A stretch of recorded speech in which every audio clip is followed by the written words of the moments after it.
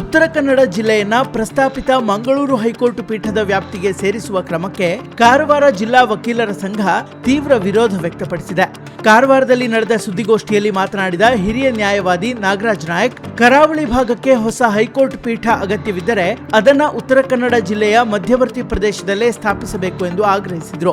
ಹೊಸ ಪೀಠ ಸ್ಥಾಪನೆ ಸಾಧ್ಯವಾಗದಿದ್ದರೆ ಪ್ರಸ್ತುತ ಇರುವಂತೆ ಜಿಲ್ಲೆಯನ್ನ ಧಾರವಾಡ ಹೈಕೋರ್ಟ್ ಪೀಠದ ವ್ಯಾಪ್ತಿಯಲ್ಲೇ ಮುಂದುವರಿಸಬೇಕು ಎಂದು ಒತ್ತಾಯಿಸಿದರು. ಇನ್ನು ಜಿಲ್ಲೆಯಲ್ಲಿ ಪೂರ್ಣ ಪ್ರಮಾಣದ ಹೈಕೋರ್ಟ್ ಪೀಠ ಸಾಧ್ಯವಾಗದಿದ್ದರೆ ವಾರದಲ್ಲಿ ಕನಿಷ್ಠ 3 ದಿನ ಕಾರ್ಯನಿರ್ವಹಿಸುವ ಸಂಚಾರಿ ಪೀಠವನ್ನ ಆರಂಭಿಸಬೇಕು ಎಂದು ಒತ್ತಾಯಿಸಲಾಗಿದೆ. ಮಂಗಳೂರು ಹೈಕೋರ್ಟ್ ಪೀಠದ ವ್ಯಾಪ್ತಿಗೆ ಉತ್ತರ ಕನ್ನಡ ಜಿಲ್ಲೆಯನ್ನ ಸೇರಿಸಲು ಮುಂದಾದರೆ ತೀವ್ರ ಹೋರಾಟ ಹಮ್ಮಿಕೊಳ್ಳುವುದಾಗಿ ಜಿಲ್ಲಾ ವಕೀಲರ ಸಂಘ ಎಚ್ಚರಿಕೆ ನೀಡಿದೆ. ಅಂದ್ರೆ ಬೆಂಕಿಯಿಂದ ಮಾಡಲಿದೆ ಅಂತ ಹೇಳ್ತಾರಲ್ಲ, ಇಲ್ಲಿ ಕನ್ನಡದ ಜನ ಲಿಟಿಗೇಟ್ಸ್ ಅಲ್ವಾ, ಅಂದ್ರೆ ಕಕ್ಷಿಗಾರರಲ್ವಾ? ಉತ್ತರ ಕನ್ನಡದ ಜನರಿಗೆ ನ್ಯಾಯ ಬೇಡವಾ? ಉತ್ತರ ಕನ್ನಡದ ವಕೀಲರಿಗೆ ಅನುಕೂಲ ಆಗಬೇಡವಾ? ಉತ್ತರ ಕನ್ನಡದ ಏನು ಸಮಸ್ಯೆಗಳಿರ್ತಾವಲ್ಲ ಅವು ತೀರಬೇಡವಾ? ಕೇವಲ ಕರಾವಳಿಗೆ ಅದನ್ನು ಮಂಗಳೂರಿಗೆ ಕೊಡಬೇಕು ಅಂತ ಹೇಳಿ ನೀವು ದೂರ ಮಾಡಿಬಿಟ್ರೆ, ಈಗಾಗಲೇ ನಾವು 174 ಕಿಲೋಮೀಟರ್ ಚಲಿಸ್ತಾ ಇದ್ದವರು ಧಾರವಾಡಕ್ಕೆ ಖಾಲಿ 3 hours 53 minutes ನಲ್ಲಿ ನಾವು ಮುಟ್ತೀವಿ. ಆದ್ರೆ ಇವತ್ತು ತಗೊಳ್ಳುವಂಥದ್ದು 267 ಕಿಲೋಮೀಟರ್. ಈ ಒಂದು ದೂರದ ದೃಷ್ಟಿಯಿಂದ ನೋಡಿದ್ರು ಸಹಿತ ಇದು ಸಾಧುವಾದದ್ದಲ್ಲ. ಇನ್ನು ಈಗ ನೋಡಿ, ಉತ್ತರ ಕನ್ನಡದಲ್ಲಿ 12 ತಾಲೂಕು ಹಳಿಯಾಳವನ್ನು ತೆಗೆದುಕೊಳ್ಳುವ. ಈಗ ಹಳಿಯಾಳದಿಂದ ಮಂಗಳೂರು ಎಷ್ಟು ಕಿಲೋಮೀಟರ್ ಕೇಳಿದ್ರೆ 336 ಕಿಲೋಮೀಟರ್. 6 ತಾಸು 40 ಮಿನಿಟ್ ಅಂದ್ರೆ ಸಾಮಾನ್ಯ 7 ತಾಸು. 1 ತಾಸು ಹೆಚ್ಚಾದ್ರೆ ಬೆಂಗಳೂರಿಗೆ ಮುಟ್ಬಿಡ್ಬೋದು. 7 ತಾಸು ಸಮಯ ಆಗ್ತದೆ ಮಂಗಳೂರಿಗೆ ಹೋಗ್ಬೇಕು ಅಂದ್ರೆ. ಅದೇ ಹಳಿಯಾಳದಿಂದ ಧಾರವಾಡ ಇವತ್ತಿನ ಉಚ್ಚ ನ್ಯಾಯಾಲಯ ಎಷ್ಟು ಕಿಲೋಮೀಟರ್ ಇದೆ ಅಂತಂದ್ರೆ ಖಾಲಿ 8.7 ಕಿಲೋಮೀಟರ್. 11 ಮಿನಿಟ್ ನಲ್ಲಿ ಮುಟ್ತಾರೆ. 11 ಮಿನಿಟ್ ನಲ್ಲಿ ಮುಟ್ಟಬೇಕಾದಂತ ಹಳಿಯಾಳದವರು 7 ತಾಸು ಮುಟ್ಟಬೇಕು ಅಂತ ಹೇಳಿದ್ರೆ ಹಳಿಯಾಳದವರು ಏನು ಪಾಪ ಮಾಡಿದ್ದಾರೆ? ಯಾಕೆ ಈ ಅಂಕಿ ಸಂಖ್ಯೆಗಳನ್ನ ಗಣನೆಗೆ ತೆಗೆದುಕೊಳ್ಳುವುದಿಲ್ಲ ಸರ್ಕಾರ ಅಂತ ಕೇಳ್ತಾ ಇದ್ದೀನಿ.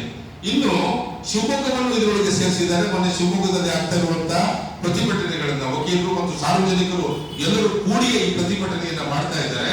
ಅದರಲ್ಲಿ ಶಿವಮೊಗ್ಗದಿಂದ ಹೊನ್ನಾವರಕ್ಕೆ 161 ಕಿಲೋಮೀಟರ್. ನಾನು ಹೊನ್ನಾವರವನ್ನ ಸಾಂಕೇತಿಕವಾಗಿ ತಗೊಂಡಿದ್ದೀನಿ. ಜಿಲ್ಲೆಯ ಯಾವ್ದಾದ್ರು ಮಧ್ಯವರ್ತಿ ಸ್ಥಳದಲ್ಲಿ ಮಾಡಲಿ ಅಂತ ಹೇಳ್ತಾ ಇದ್ದೀನಿ. ಹೊನ್ನಾವರ ಆ ಕಾಲದಲ್ಲಿ ಕೇಂದ್ರದ ಮಧ್ಯ ಡಿಸ್ಟ್ರಿಕ್ಟ್ ಹೆಡ್ ಕ್ವಾರ್ಟರ್ ಆದ್ರಿಂದ ಹೊನ್ನಾವರವನ್ನ ಸಾಂಕೇತಿಕವಾಗಿ ತೆಗೆದುಕೊಂಡಿದ್ದೀನಿ. ಶಿವಮೊಗ್ಗದಿಂದ ಹೊನ್ನಾವರಕ್ಕೆ 161 ಕಿಲೋಮೀಟರ್, 3 hours 18 minutes ಜರ್ನಿ. ಅದೇ Shivamogga to Honnavar 161 kilometre. Shivamogga to Mangaluru 203 kilometre. ಶಿವಮೊಗ್ಗದಲ್ಲಿ ಯಾವ ಅನುಕೂಲ ಆಯಿತು? ಯಾವ ದೃಷ್ಟಿಯಿಂದ ನೋಡಲು ಸಹಿತ ಉತ್ತರ ಕನ್ನಡ ಇದು ಮಿಡಲ್ ಸೆಂಟರ್, ಮಧ್ಯಸ್ಥಳ. ಈಗ ಶಿವಮೊಗ್ಗ ಯಾವ ಜೂರಿಸ್ಡಿಕ್ಷನ್ ಬರ್ತದೆ ಕೇಳಿದ್ರೆ ಬೆಂಗಳೂರು ಜೂರಿಸ್ಡಿಕ್ಷನ್ ಬರ್ತದೆ, ಬೆಂಗಳೂರು ಹೈಕೋರ್ಟಿಗೆ. ಸೊ ಶಿವಮೊಗ್ಗದಿಂದ ಬೆಂಗಳೂರು ಎಷ್ಟಪ್ಪ ಕೇಳಿದ್ರೆ 307 ಕಿಲೋಮೀಟರ್. ಈಗ ಶಿವಮೊಗ್ಗದ ಮುಂದೆ 3 ಅಂಕಿ ಸಂಖ್ಯೆ ಇದೆ. Shivamogga to Bengaluru 307 kilometre, 5 hours 52 minutes journey ಅಂದ್ರೆ 6 ತಾಸು. Shivamogga to Mangaluru, Shivamogga to Bengaluru 307 kilometre, Shivamogga to Mangaluru 203 kilometre, Shivamogga to Honnavar 161 kilometre. ಅವರಿಗೆ ಯಾವ ಅನುಕೂಲ ಆಯಿತು? ಹಾಗಾಗಿ ಮಲೆನಾಡವರಿಗೂ ಸಹಿತ ಇದು ಅನುಕೂಲವಾಗ್ತಕ್ಕಂಥದ್ದು. ಆಮೇಲೆ ಮಂಗಳೂರಿನಿಂದ ಹೊನ್ನಾವರಕ್ಕೆ ಎಷ್ಟು ಕಿಲೋಮೀಟರ್ ಕೇಳಿದ್ರೆ ಖಾಲಿ 170 ಕಿಲೋಮೀಟರ್. ನಾವೆಷ್ಟು ಚಲಿಸಬೇಕಾಗ್ತದೆ ಕೇಳಿದ್ರೆ 267 ಕಿಲೋಮೀಟರ್ ಕಾರವಾರದವರು. ಹಳಿಯಾಳದವರು ಸುಮಾರು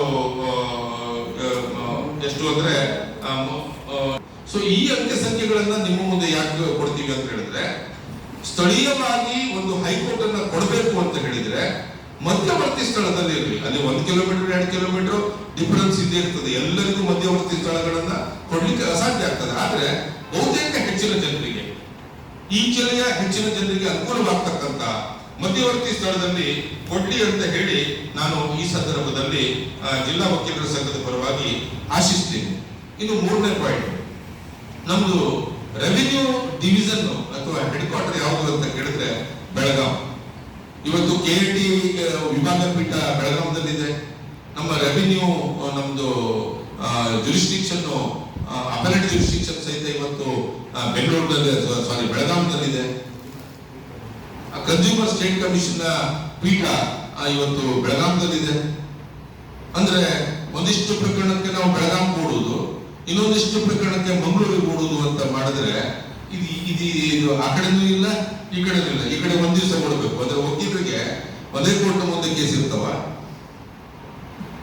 ಒಂದು ಕಕ್ಷಿಗಾರನಿಗೆ ರೆವಿನ್ಯೂಗೆ ಸಂಬಂಧಪಟ್ಟಂಗೆ ಅವ್ನು ಬೆಳಗಾವಿಗೆ ಹೋಗ್ಬೇಕಾಗ್ತದೆ. ಅದೇ ಕಕ್ಷಿಗಾರ ಸಿವಿಲ್ ಮ್ಯಾಟರ್ಗೆ ಸಂಬಂಧಪಟ್ಟಂಗೆ ಮಂಗಳೂರಿಗೆ ಕೊಡಬೇಕು, ಅದೇ ವಿಷಯಕ್ಕೆ ಸಂಬಂಧಪಟ್ಟಂಗೆ. Arising out of the same case.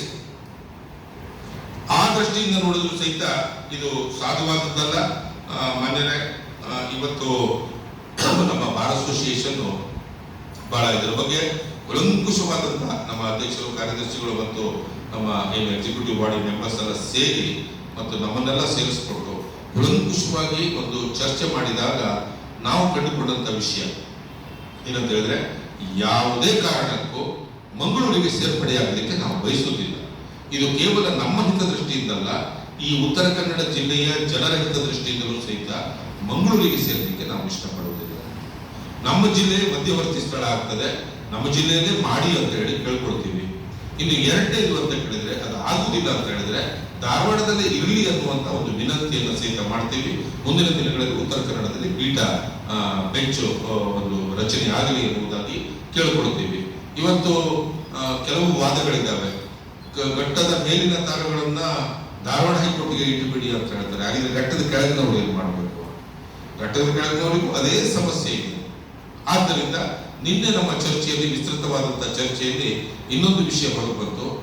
ಇನ್ನು ಕೆಲವೇ ದಿನಗಳಲ್ಲಿ ನಮ್ಮ ಅಧ್ಯಕ್ಷರು, ಕಾರ್ಯದರ್ಶಿಯವರು ಮತ್ತು ಎಕ್ಸಿಕ್ಯೂಟಿವ್ ಬಾಡಿ ಅದನ್ನು ನಿರ್ಧರಿಸುತ್ತದೆ. ಇನ್ನು ಕೆಲವೇ ದಿನಗಳಲ್ಲಿ ಕಾರವಾರದಲ್ಲಿ ಉತ್ತರ ಕನ್ನಡ ಜಿಲ್ಲೆಯ ಎಲ್ಲ ಬಾರ್ ಅಸೋಸಿಯೇಷನ್ನ ಅಧ್ಯಕ್ಷರು ಮತ್ತು ಕಾರ್ಯದರ್ಶಿಗಳ ಮೀಟಿಂಗ್ ಅನ್ನ ನಮ್ಮ ಇಡೀ ಉತ್ತರ ಕನ್ನಡ ಜಿಲ್ಲೆಯ ಜನಪ್ರತಿನಿಧಿಗಳನ್ನ ಕರೆದುಬಿಟ್ಟು, ಎಲ್ಲ ಶಾಸಕ ಸದಸ್ಯರನ್ನ ಕರೆದುಬಿಟ್ಟು ಸಾಧಕ ಬಾಧಕಗಳನ್ನ ಚರ್ಚೆ ಮಾಡಿ ಆ ಕುರಿತು ಒಂದು ಅವರ ಜೊತೆ, ಅಂದ್ರೆ ನಮ್ಮ ಈ ಹೋರಾಟಕ್ಕೆ ಒಂದು ತೀವ್ರಗತಿ ಬರಬೇಕು ಅಂತ ಹೇಳಿ ಅವ್ರ ಜೊತೆ ಕೂತು ಸಹಿತ ಚರ್ಚೆಯನ್ನ ಮಾಡ್ತೀವಿ ಅನ್ನುವಂತ ಮಾತನ್ನ ಹೇಳ್ತಾ